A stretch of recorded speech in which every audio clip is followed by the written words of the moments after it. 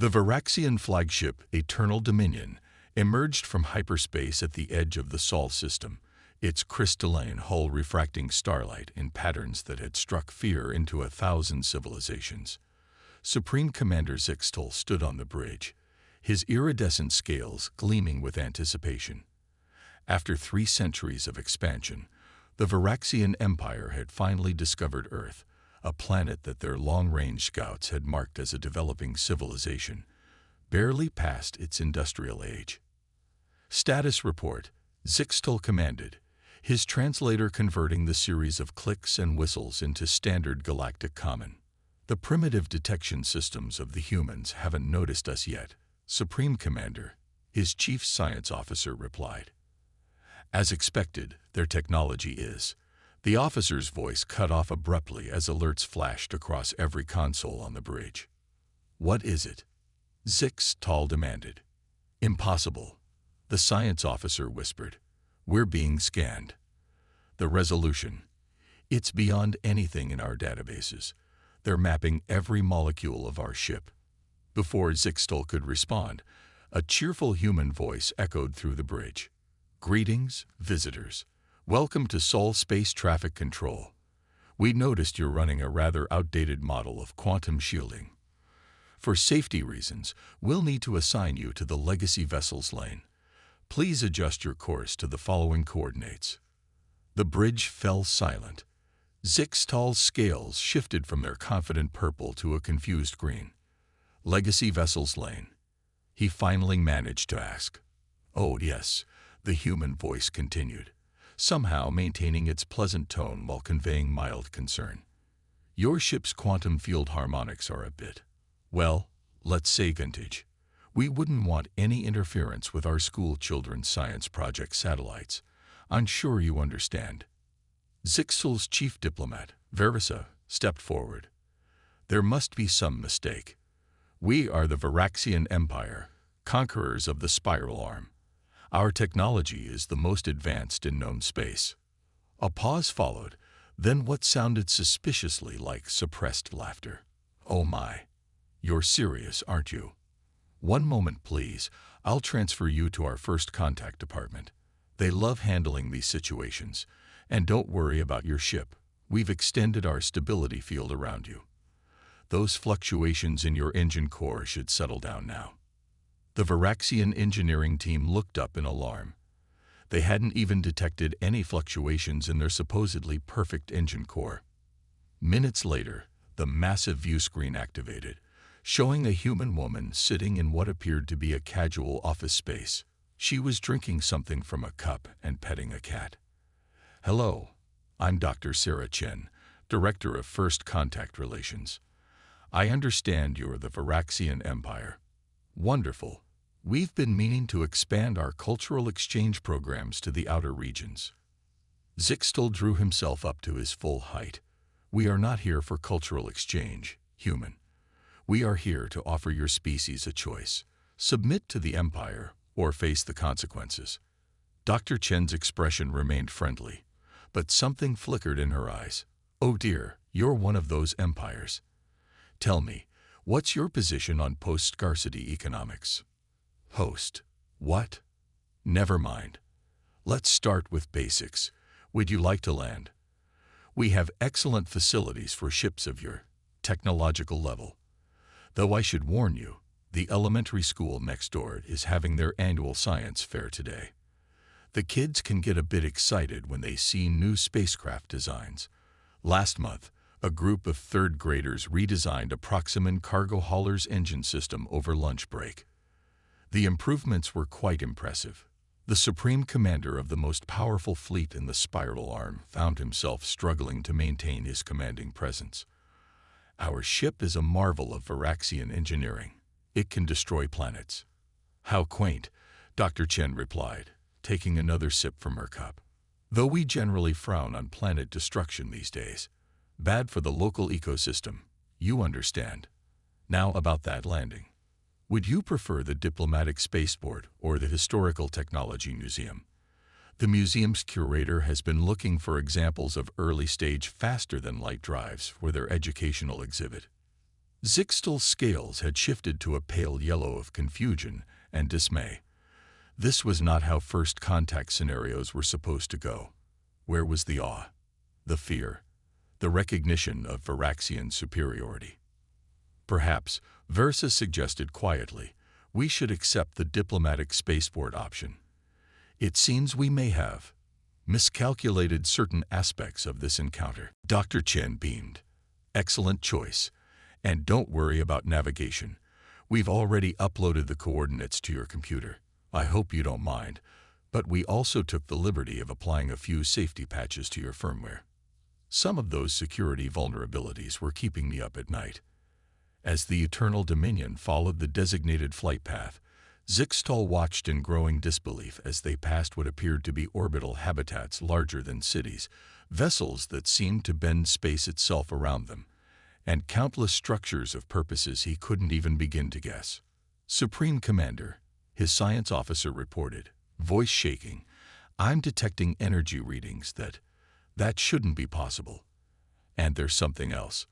These humans, they're not just using this technology, they're playing with it. Indeed, through the view screen, they could see what appeared to be children in environmental suits racing small spacecraft between the orbital structures, leaving trails of controlled quantum fluctuations in their wake. The mighty Varaxian Empire had come to conquer Earth. Instead, they were about to receive their first lesson in human innovation and humility.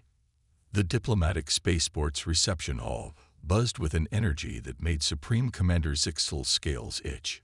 He and his delegation had spent the past 3 Earth days trying to maintain their dignity while being consistently blindsided by human technological capabilities. The final straw had come when a maintenance drone, which the humans called Dusty and treated like a pet, had casually fixed a quantum fluctuation in the Eternal Dominion's drive core that Varaxian engineers hadn't even detected. This ends today, Zixtal declared to the assembled human diplomatic team. We demand a formal demonstration of your supposed capabilities. The Varaxian Empire will not be made fools of by clever illusions and parlor tricks. Dr. Chen, who had swapped her casual attire for what appeared to be a suit made of flowing liquid crystals, raised an eyebrow. Are you sure about this? We've found that technological demonstration contests can be a bit demoralizing for visiting civilizations.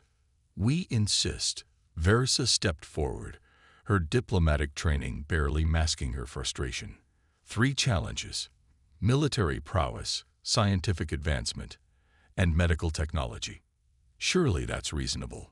The human delegation exchanged glances. A young man who had introduced himself as Dr. James Wong, head of the Outdated Technology Museum, cleared his throat. We could host it at the museum. The Children's Wing has adequate facilities for basic demonstrations. The Children's Wing. Zixtal's scales flickered between rage red and embarrassment purple. Your arrogance will be your downfall. Prepare yourselves for tomorrow. The next morning, the Varaxian delegation arrived at their chosen demonstration site, a massive asteroid in Earth orbit. They had brought their finest battle cruiser, the Pride of Ver, equipped with their most advanced planet cracker weapon. First challenge, Zixtal announced, military might. Observe the power of the Empire. He gave the signal, and the Pride of Ver's main cannon began charging, its energy readings climbing to levels that would have impressed any civilization. A century ago. Dr. Wong yawned, tapping something on his wrist display. Sorry, but we should probably stop that charging sequence. Your containment field is showing microfractures that your sensors aren't picking up. Wouldn't want an accident. Before Zixtal could protest, the Pride of Ver's weapon system powered down automatically. What did you do? Oh, just had a word with your ship's eye. Quite friendly once you get past the outdated encryption. Now, would you like to see our standard planetary defense grid? Nothing fancy, just the public safety system. Dr. Chen pressed a button on her own wrist display. The space around them shimmered as thousands of satellites declocked. Each one was smaller than a Varaxian shuttle, but radiated power that made the Pride of Ver look like a children's toy. These are just the traffic control units, she explained cheerfully. They keep the shipping lanes clear and deal with any space debris. Would you like to see the actual defense platforms? No, Versa said quickly, noting how Zixel's scales had turned a sickly shade of gray. Perhaps we should move on to the scientific challenge. The second demonstration took place in what the humans called a public access laboratory. The Varaxians presented their most advanced quantum computer, capable of modeling entire star systems. Dr. Wong pulled what looked like a simple crystal from his pocket. This is actually my daughter's homework helper. She's 6. It runs simulations of multiple universal constants simultaneously while helping her with her basic quantum mechanics exercises. Impossible, the Varaxian chief scientist whispered. The energy requirements alone. Oh, it's self-powered, Dr. Wong explained. Draws energy from background quantum fluctuations. The kids learn how to make these in their first year of school, though most of them prefer the biological computing modules these days. More creative possibilities, they say. The medical demonstration was mercifully brief. The Varaxians' life extension technology, capable of extending lifespans to 3 centuries, was met with polite but clearly stifled laughter. I don't want to embarrass you, Dr. Chen said gently, but my cat's veterinary nanites are more advanced than this. Speaking of which, would anyone like some tea? It's a special blend that temporarily enhances cognitive function and repairs cellular damage. Quite refreshing after a long day of demonstrations. As the Varaxian delegation sat in stunned silence, sipping tea that was apparently casually rewriting their DNA to optimize their health, a small cleaning robot bumped cheerfully against Zixel's foot. That's not Dusty, is it? He asked weakly. Oh no, Dr. Chen replied. That's just a standard cleaning bot. Though it does enjoy playing chess if you're interested. It's only got a basic intelligence matrix, but it's quite good with classic strategies. Versa leaned close to her commander. Sir, I strongly suggest we reconsider our approach to Earth. Perhaps we should be discussing trade agreements instead of conquest. Zixel stared at his teacup, watching the liquid shimmer with microscopic machines that were probably making him healthier whether he wanted them to or not. Trade agreements, he muttered. Yes, and perhaps educational exchanges. Wonderful idea. Dr. Chen beamed. We've been looking for new teaching opportunities for our elementary school students. Your empire's technology would be perfect for their history classes on early space development. The mighty Varaxian Empire, terror of the spiral arm, had just been demoted to a historical curiosity. And somehow, that wasn't even the most humiliating part of their day. The Varaxian cultural delegation sat in what the humans called a casual dining establishment, trying to maintain their composure while watching the everyday life of Earth's citizens. After the military and technological demonstrations had thoroughly shattered their illusions of superiority, the Empire had shifted to a more diplomatic approach. Now they were attempting to understand human society, with mixed success. But why? Asked Versa, watching a group of teenagers walk past their window, their clothes seemingly shifting colors and patterns in response to their conversations. Why make such advanced technology so frivolous? Dr. Chen smiled, stirring her coffee, which she had casually mentioned, contained nanobots programmed to optimize its flavor for each individual drinker's taste buds. Why not? Technology should make life more enjoyable, don't you think? A child ran past their table, chasing what appeared to be a holographic dragon that was helping her practice multiplication tables. The dragon would breathe numbered puffs of fire, and the girl would solve each math problem with delight. Your people use quantum computing. For children's toys, Zixtal's scales had settled into a permanent state of confused cyan over the past week. Among other things, Dr. Wong replied, joining them with a tray of desserts. Though technically that dragon is running on the girl's personal AI education assistant, the quantum computing is mostly handled by the city's infrastructure grid. Versa picked up her spoon, then paused. This eating utensil, is it also enhanced with some sort of impossible technology? Oh no, Dr. Wong laughed. That's just a regular spoon. Though the ice cream it's meant for does contain mood-enhancing probiotics and custom-designed flavor molecules. Nothing special, just standard food science. Outside, a street performer was entertaining a crowd by conducting an impromptu symphony with swarms of musical nanites, creating instruments out of thin air. Several aliens from other visiting species were in the audience, their expressions ranging from wonder to existential dread. How do your people handle it? Zixtal asked suddenly. All this power, this technology that we thought was impossible. How do you prevent chaos? Dr. Chen's expression grew thoughtful. Would you like to visit a classroom? I think it might help you understand. An hour later, they found themselves in a primary school, watching as children of various ages engaged with technology that would have been considered mythical in the Varaxian Empire. You see, Dr. Chen explained, as they observed a group of 8-year-olds designing their own pocket universes as part of a physics exercise. We teach responsibility alongside capability. Every child learns not just how to use technology, but why we use it the way we do. And what way is that? Versa asked, watching in fascination as a young boy adjusted universal constants in his mini-cosmos to see how they affected galaxy formation. To make life better, a small voice answered.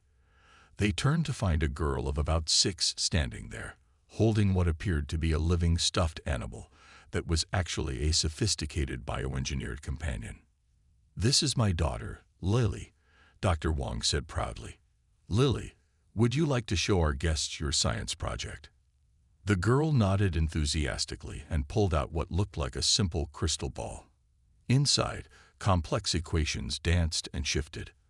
I'm trying to figure out how to make sad people happy, she explained. Not by changing their brains. That's too easy, and it's not nice to change people without asking. Instead, I'm working on a field that helps people process their emotions better. The Varaxians stared at the child who was casually manipulating quantum fields to influence emotional processing, while cuddling what was essentially a living work of genetic art.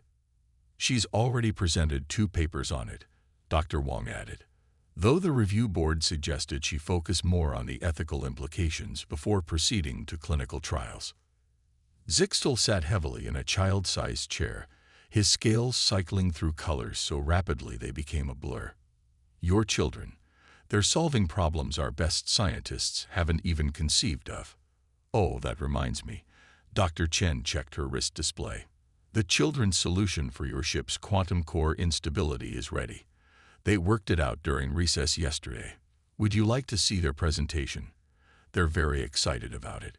Before anyone could respond, an alarm sounded, musical and pleasant, but clearly alerting to something. The children calmly began packing up their universe-altering experiments. What's happening?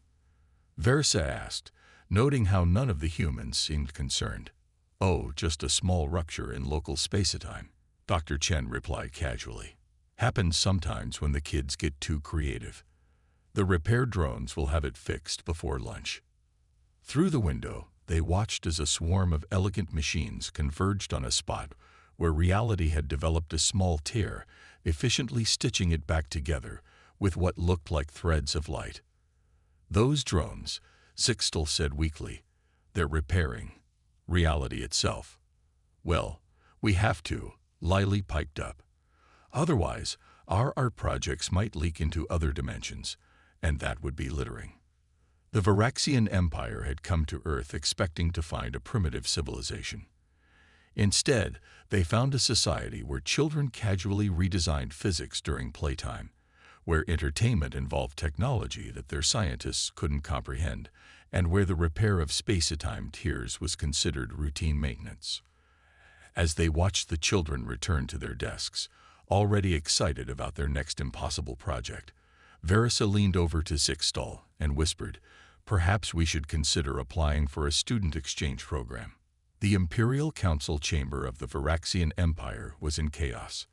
Holographic displays showed scenes from Earth that had leaked across the galaxy. Children designing quantum computers during recess, teenagers casually manipulating gravity for dance competitions, and ordinary citizens using technology that made the Empire's most advanced achievements look primitive. Supreme Commander Zixtal stood before the Council, his scales a nervous mixture of gray and green. Honorable Council members, I assure you that these recordings are authentic. We have verified them with every method at our disposal. Impossible. Councillor Mexthor's scales flashed angry red. No species could advance so quickly. They were throwing primitive projectiles at each other less than 2 centuries ago. That's precisely what makes them so remarkable, Verisa interjected, stepping forward with a data crystal. We've been analyzing their historical records. The humans don't just advance, they accelerate. Each breakthrough leads to exponential growth in understanding. The chamber's main display activated, showing a human elementary school science fair. A young girl was presenting what she called a simple art project, a contained field of alternate physics where she had adjusted fundamental constants to create new types of matter that couldn't exist in normal space. Their children, Versa continued, her voice trembling slightly, routinely work with concepts our best scientists haven't even theorized yet, and they share everything. No patents, no secrets, no restricted research. They just create, learn, and share. Another council member rose, their scales showing the pale yellow of fear. What are their demands? Surely with such power, they plan to conquer. They want to teach us, Zixtal interrupted. They've offered unlimited educational exchanges. Their universities are open to any species willing to learn. Their only condition is that we abandon our policy of conquest and agree to share knowledge freely. The council erupted again, but this time the shouting was interrupted by a series of urgent messages flashing across every screen in the chamber. Reports were pouring in from across the Empire. Citizens demanding access to human educational resources, military personnel requesting transfers to Earth's cultural exchange programs, and scientists practically begging for research partnerships. It gets worse, Versa said, though her tone suggested she didn't actually think it was worse at all. Someone posted videos of human entertainment technology on the galactic net. Their virtual reality systems, their AI companions, their art platforms. The public is fascinated. Our people are already asking why they can't have the same things. We could ban all contact, suggested one of the more conservative council members. Close our borders, prevent this corruption of our ways. A quiet laugh interrupted him. It came from Dr. Chen, who had been standing silently in the corner, invited as an observer to this emergency session. I apologize for the interruption, but you might want to check your personal communication devices. Every council member simultaneously received a notification. Their supposedly unhackable, quantum-encrypted personal networks have been flooded with direct messages from their own children and grandchildren, all saying variations of the same thing. Have you seen what the humans can do? Can we visit Earth, please? How do they bypass our security? Demanded Mexthor. Oh, we didn't, Dr. Chen smiled. Your children did. Apparently, they found some human educational software online, and, well, they've been quite creative with it. I believe 3 of them have already been accepted to elementary schools on Earth. The council chamber fell silent as the implication sank in. Their own young had already begun learning from humans, had already started to grasp concepts that the Empire's best minds struggled with. Zixtal's scales shifted to a calm blue of acceptance. Honorable Council, I move that we immediately begin negotiations for full diplomatic relations with Earth, not as conquerors, not even as equals, but as students. Students, several council members echoed in disbelief. Yes, Versa supported, her own scales showing the bright green of excitement. Already, human educational methods have sparked more innovation among our youth than centuries of imperial research. Imagine what we could learn if we approached them with humility instead of arrogance. Dr. Chen's wrist display chimed. Speaking of learning, I hate to interrupt, but the elementary school I mentioned would like to know if those 3 young Viraxians will be joining them for the upcoming quantum engineering basics class. The children are building miniature stars this week, and they thought having some new perspectives would be fun. The council members looked at each other, then at their personal devices still flooding with messages from excited young Varaxians, then at the displays showing human children casually manipulating the fabric of reality. Perhaps, Mexthor said slowly, his scales shifting to a thoughtful purple, it is time for the Empire to consider a new direction. After all, if we cannot beat them, we can learn from them, Zixtal completed. Though I suggest we start with their basic courses. I tried to understand what their university students were working on, and I'm still having headaches. Excellent choice, Dr. Chen beamed. And don't worry, our elementary school teachers are very patient with beginners, even those who used to run galactic empires. The mighty Varaxian Empire, which had stood unchanged for millennia, was about to undergo its greatest transformation yet, all because they had made the mistake of trying to conquer a civilization whose children played with quantum physics during recess. 6 months after the Varaxian Empire's historic decision to become students rather than conquerors, the landscape of galactic civilization had shifted in ways no one could have predicted.